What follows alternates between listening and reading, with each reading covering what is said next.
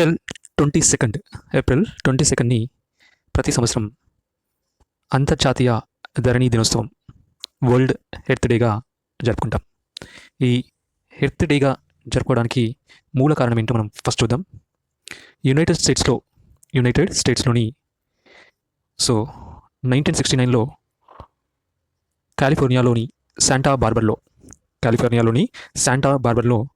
1969 జనవరిలో ఒక భారీ చమురు సంఘటన జరిగింది. ఆయిల్ స్ప్లిట్టింగ్ అనేది 1969 జనవరిలో జరిగింది. ఈ సంఘటన వల్ల మరియు అదేవిధంగా యునైటెడ్ స్టేట్స్ యొక్క పర్యావరణం క్షీణిస్తున్న సందర్భంగా ఒక ఇద్దరు వ్యక్తులు వారి యొక్క ఆలోచనతో మొదలైంది ఈ ఎర్త్ డే. ఆ ఇద్దరు వ్యక్తులు ఎవరంటే, మొదటి వ్యక్తి వచ్చేసి యుఎస్ సెనేటర్ అయిన గెలార్డ్ నెల్సన్ మరియు సెకండ్ వ్యక్తి హార్వర్డ్ స్టూడెంట్ డేవిస్ హేస్. వీరిద్దరి మూలంగా 1970 నుండి ఈ 1969 జనవరిలో కాలిఫోర్నియాలో శాంటా బార్బర్లో జరిగిన భారీ చమురు చిందడం అనే సంఘటన వల్ల వీరు ఈ నిర్ణయానికి వచ్చారు. 1970 ఏప్రిల్ 22ను వరల్డ్ ఎర్త్ డేగా గుర్తించారు. ఫస్ట్ ఎర్త్ డేగా గుర్తించారు. తర్వాత 1990లో డేవిస్ హేస్ ఈ వరల్డ్ ఎర్త్ డేని ప్రకటించడం జరిగింది. ఓవరాల్గా ఎర్త్ డే అనేది 1970 నుండి స్టార్ట్ అయింది. ఈ వరల్డ్ ఎర్త్ డే వచ్చేసి ఏప్రిల్ 22. అయితే ఇప్పటికి 2024 వచ్చేసి 54 ఇయర్స్ అయింది. కాబట్టి ఇది 54th earth day. 54 earth day. 2024 యొక్క థీమ్ వచ్చేసి ప్లానెట్ వర్సెస్ ప్లాస్టిక్. ఏప్రిల్ 21ని మహావీర్ జయంతిగా జరుపుకుంటారు. ఈ మహావీర్ జైన మతం యొక్క తీర్థంకరుడు. ఇతని బర్త్డే సందర్భంగా ఏప్రిల్ 21ని మహావీర్ జయంతిగా జరుపుకుంటారు. అదేవిధంగా ఏప్రిల్ 21ని నేషనల్ సివిల్ సర్వీసెస్ డేగా కూడా జరుపుకుంటారు. నేషనల్ సివిల్ సర్వీసెస్ డే లేదా జాతీయ పౌర సేవల దినోత్సవం. భారతదేశంలోని ప్రజలందరికీ ఇల్లు, ఆహారం, ఆరోగ్యం, విద్య అందించే అనే వీటి సౌకర్యాలు అందించాలనే ముఖ్య లక్ష్యంతో ఈ దినోత్సవాన్ని జరుపుకుంటారు. ఉత్తర తెలంగాణ వరప్రదాయినిగా పిలువబడే ఎస్ఆర్ఎస్పి ప్రాజెక్ట్ యొక్క నీటి మట్టం కనిష్ట స్థాయికి చేరిందని వెల్లడించడం జరిగింది. ఈ ఉత్తర తెలంగాణ వరప్రదాయినిగా పిలువబడే ఎస్ఆర్ఎస్పి అంటే శ్రీరామ్ సాగర్ ప్రాజెక్ట్. ఇది ఎక్కడ ఉందంటే నిజామాబాద్ డిస్టిక్లో ఉంది. దీని యొక్క వాటర్ కెపాసిటీ లెవెల్ అనేది కనిష్ట స్థాయికి చేరిందట. ఎందుకంటే వర్షాలు కురవకపోవడం మరియు సమ్మర్ రావడం వల్ల దీని యొక్క నీటి మట్టం అనేది కనిష్ట స్థాయికి చేరింది. ఇప్పుడు దీని ఎస్ఆర్ఎస్పి యొక్క టోటల్ ప్రాజెక్ట్ కెపాసిటీ వచ్చేసి 90.313 టీఎంసీలు ఉంటుంది. 90.313 టీఎంసీలు ఉంటుంది. టీఎంసీ అంటే 1000 మిలియన్ క్యూబిక్ ఫీట్. ఇప్పుడు ప్రస్తుతం ప్రాజెక్టులో మిగిలింది ఎంత అంటే వాటర్ 10.686 టీఎంసీ. ఇందులో మళ్ళీ ఈ 10.686లో 3 టీఎంసీల వాటర్ మిషన్ భగీరథకు ఫ్లో అవుతుంది. అండ్ మరో 3 టీఎంసీలు అతి తీవ్ర ఎండల వల్ల ఆవిరయ్యే అవకాశం ఉందని వెల్లడిస్తున్నారు. ఇది ఎస్ఆర్ఎస్పి యొక్క పరిస్థితి. ఎస్ఆర్ఎస్పి యొక్క టోటల్ గేట్స్ వచ్చేసి 42 ఉంటాయి. దీని యొక్క టోటల్ ప్రాజెక్ట్ కెపాసిటీ వచ్చేసి 90.313 టీఎంసీ. దీన్ని ఉత్తర తెలంగాణ వరప్రదాయిని కూడా పిలుస్తారు. ఇది ఏ డిస్టిక్లో ఉందంటే నిజామాబాద్ డిస్టిక్లో ఉంది. ఇక్కడ స్క్రీన్ పైన మనం చూడొచ్చు నీటి మట్టం తగ్గడంతో మైదానంలో కనిపిస్తున్న ప్రాజెక్ట్ వెనుక భాగం. ఇది ఎస్ఆర్ఎస్పికి సంబంధించిన ఇన్ఫర్మేషన్. సాధారణంగా ఓటర్ ఒక్కసారే ఓటు వేయాల్సి ఉంటుంది అని ఎన్నికల కమిషన్ కూడా అదే చెప్తుంది. అయితే కొమరంభీం జిల్లా కేరమిరి మండలంలో 12 గ్రామాలు మహారాష్ట్ర సరిహద్దున ఉంటాయి. కొమరంభీం జిల్లా కేరమిరి మండలంలో 12 గ్రామాలు మహారాష్ట్ర సరిహద్దున ఉంటాయి. వీరికి తెలంగాణ మరియు మహారాష్ట్ర నుంచి ఓటర్ కార్డులు మంజూరయ్యాయి. దీంతో వీరు 2 చోట్ల ఓటు వేస్తుంటారు. ప్రస్తుతం పార్లమెంట్ ఎన్నికల నేపథ్యంలో మహారాష్ట్రలో మొదటి విడత పోలింగ్ ఈ నెల ఏప్రిల్ 19న జరిగింది. అక్కడ ఓటు వేయడం జరిగింది. అదేవిధంగా రెండోసారి కూడా 2వ విడత మే 13న కూడా వీరు తెలంగాణలో ఓటు వేస్తారు. తెలంగాణ మరియు మహారాష్ట్ర రెండింటికి కూడా ఓటు వేసే అవకాశం దక్కిన వాసులు ఎవరు అంటే కొమరంభీం జిల్లా వాసులు. ఎన్ని గ్రామాలు అంటే 12 గ్రామాలు.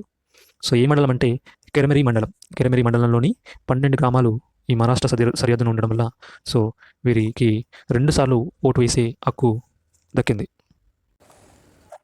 ఇరాన్ దేశపు సుప్రీం లీడర్ ఇరాన్ దేశపు యొక్క సుప్రీం లీడర్ ఎవరు అంటే అలీ ఖమేనీ. అలీ ఖమేనీ ఈ సుప్రీం లీడర్ ఎందుకు వార్తల్లో ఉన్నారంటే, సో ఇజ్రాయెల్ పైన రీసెంట్గా ఇరాన్ 300కు పైగా క్షిపణుల డ్రోన్లతో సో దాడి చేసింది. సో దాని యొక్క ఆపరేషన్ పేరు వచ్చేసి true promise. Operation true promise.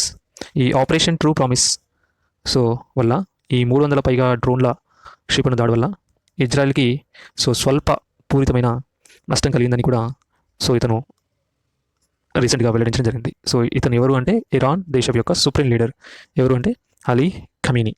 So operation పేరు ఏంటంటే ట్రూ ప్రామిస్. జాతీయ భద్రతా దళం డైరెక్టర్ జనరల్గా నలిన్ ప్రభాత్ గారు 2024 ఏప్రిల్ 19న నియమితులయ్యారు. సో దీనికంటే జాతీయ భద్రతా దళం NSGకి డైరెక్టర్ జనరల్గా నలిన్ ప్రభాత్ గారు నియమితులయ్యారు. సో ఈయన యాక్చువల్లీ ఏపీ క్యాడర్కు చెందిన 1992 బ్యాచ్ IPS అధికారి. నలిన్ ప్రస్తుతం CRPF అదనపు డైరెక్టర్ జనరల్గా పనిచేస్తున్నారు. దేశంలోని VIPల సెక్యూరిటీ బాధ్యతలను ఈ దళం చూస్తుంది. సో ఇప్పుడు ఈయన నలిన్ ప్రభాత్ సో జాతీయ భద్రతా దళం యొక్క డైరెక్టర్ జనరల్గా నియమితులయ్యారు. ఎప్పుడు అంటే 2024 ఏప్రిల్ 19న. బ్రహ్మోస్ సూపర్సోనిక్ క్రూజ్ క్షిపణుల మొదటి బ్యాచ్ను భారత్ 2024 ఏప్రిల్ 19న ఫిలిప్పీన్స్ దేశానికి అందజేశాయి.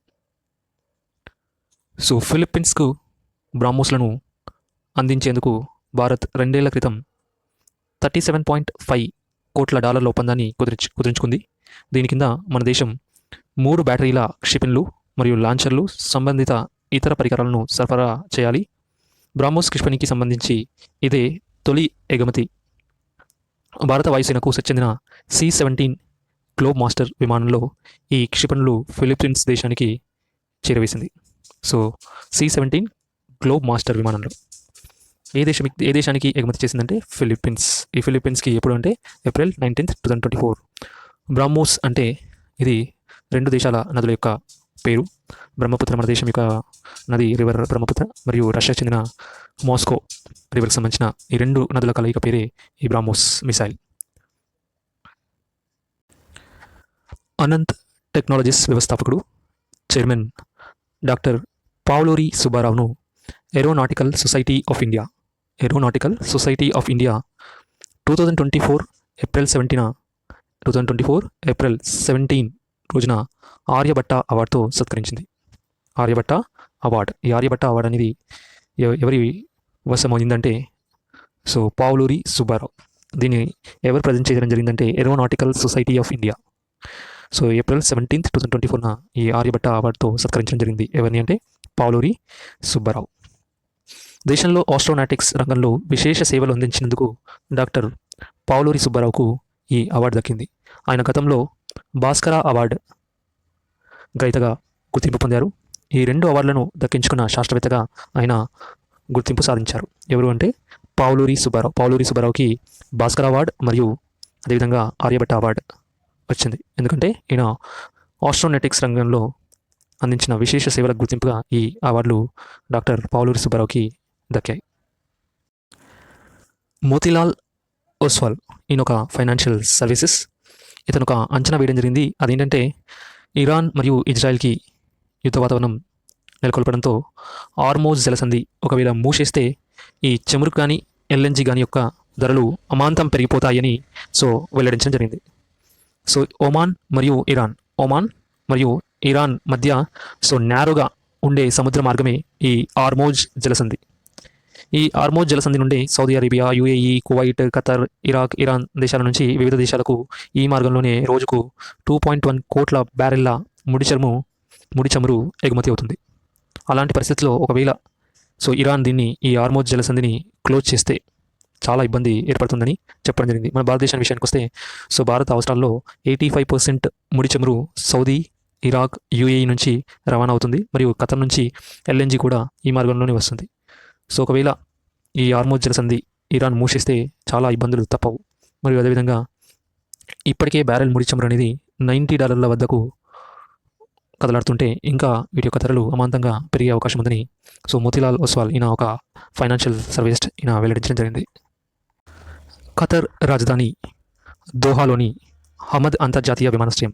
ఖతర్ రాజధాని దోహాలోని అహ్మద్ అంతర్జాతీయ విమానాశ్రయం 2024 ఏడాదికి గాను ప్రపంచంలో అత్యుత్తమ ఎయిర్పోర్ట్గా నిలిచింది.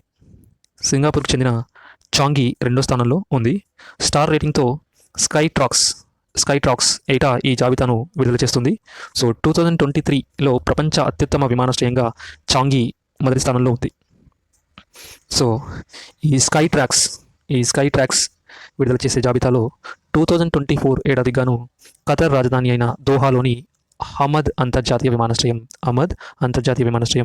సో ఫస్ట్ ప్లేస్ని ఆక్యుపై చేసుకుంది. సెకండ్ ప్లేస్ వచ్చేసి సింగపూర్కి చెందిన చాంగి ఎయిర్పోర్ట్ అనేది సెకండ్ ప్లేస్కి చేరుకుంది. యాక్చువల్లీ 2023లో ఇది సో ఫస్ట్ ప్లేస్ ఉండేది చాంగి, సింగపూర్కి చెందింది. బట్ ఇప్పుడు second place. But so Qatar అంటేనే చాలా చిన్న దేశం విస్తీర్ణంలో. అలాంటి దేశంలో సో దోహా, దాని యొక్క క్యాపిటల్ దోహాలోని అహ్మద్ అంతర్జాతీయ విమానాశ్రయం ఈ 2024 గాను ప్రపంచంలో అత్యుత్తమ ఎయిర్పోర్ట్గా నిలిచింది. స్వదేశీ పరిజ్ఞాన క్రూజ్ క్షిపణిని భారత్ 2024 ఏప్రిల్ 18న విజయవంతంగా పరీక్షించింది. ఒడిశాలోని చాందీపూర్లో ఉన్న ఇంటిగ్రేటెడ్ టెస్ట్ రేంజ్లో రక్షణ పరిశోధన అభివృద్ధి సంస్థ DRDO శాస్త్రవేత్తలు దీన్ని నిర్వహించడం జరిగింది. సో స్వదేశీ పరిజ్ఞానంతో ఈ క్రూజ్ క్షిపణి ITCMని భారత్ 2024 ఏప్రిల్ 18న విజయవంతంగా పరీక్షించడం జరిగింది. టైమ్ మ్యాగజైన్ 2024 ఏడాదికి గాను రూపొందించిన ప్రపంచంలోనే అత్యంత పాపులర్ పర్సన్స్ యొక్క జాబితాను విడుదల చేసింది. సో అందులో గాను 100 మంది వ్యక్తుల్లో మన ప్రపంచ బ్యాంక్ అధ్యక్షుడు అజయ్ బంగా మరియు మైక్రోసాఫ్ట్ CEO సత్యనాదెన్లా, బాలీవుడ్ నటి అలియా భట్ మరియు బాలీవుడ్ నటుడు మరియు డైరెక్టర్ దేవ్ పటేల్ అండ్ మన ఇండియాకి చెందిన రెజ్లర్ సాక్షి మాలిక్ ఇందులో చోటు పొందడం జరిగింది. దేశ జనాభా 2024లో సుమారుగా 144 crores ఉంటుందని United nations population fund state of world population 2024 నివేదికలో అంచనా వేసింది. సో మన యొక్క పాపులేషన్ 144.17 crores జనాభాతో భారత్ అగ్రస్థానంలో మరియు 142.5 కోట్లతో చైనా రెండో స్థానంలో ఉంటాయని వెల్లడించడం జరిగింది. ప్రభుత్వ ప్రసార సంస్థ దూరదర్శన్ సార్వత్రిక ఎన్నికల వేళ వివాదంలో చిక్కుకుంది. DD న్యూస్ లోగో రంగును మార్చడం జరిగింది, కాషాయ రంగులోకి మార్చడం జరిగింది.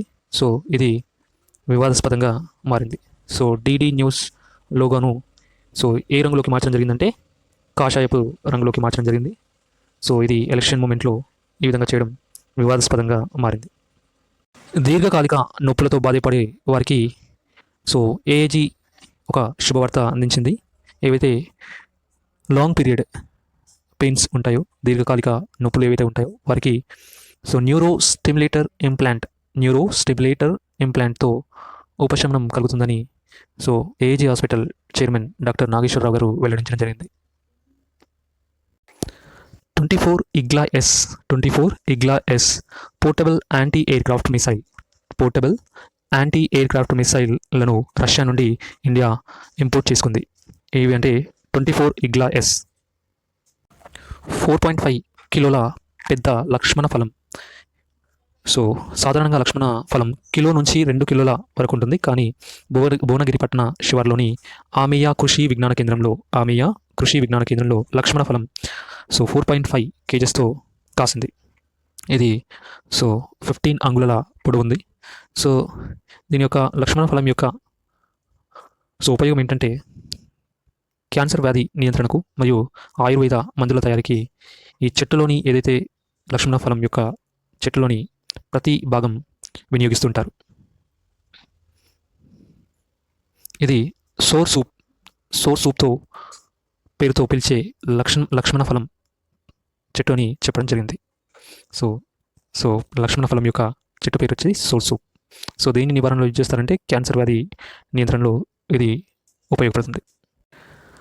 తెలుగువారి సర్దార్ గౌతులచ్చన వర్ధంతిని ఏప్రిల్ 19న జరుపుకుంటారు. ఇతను ఆంధ్రులకు ఒక గొప్ప స్వాతంత్ర సమరయోధుడిగా పేరొందారు. ఇతను శ్రీకాకుళం జిల్లా సోంపేట మండలం బర్వతీర గ్రామంలో జన్మించారు. సో ఈ డాక్టర్ గౌతు లక్షణ యొక్క వర్ధంతి వచ్చేసి ఏప్రిల్ 19th అండ్ జయంతి వచ్చేసి ఆగస్టు 16th జరుపుకుంటారు. నౌకాదళ నూతన అధిపతిగా దినేష్ కుమార్ త్రిపాఠి నియమితులయ్యారు. నూతన నౌకాదళపతిగా వైస్ అడ్మిరల్ దినేష్ కుమార్ త్రిపాఠి నియమితులయ్యారు.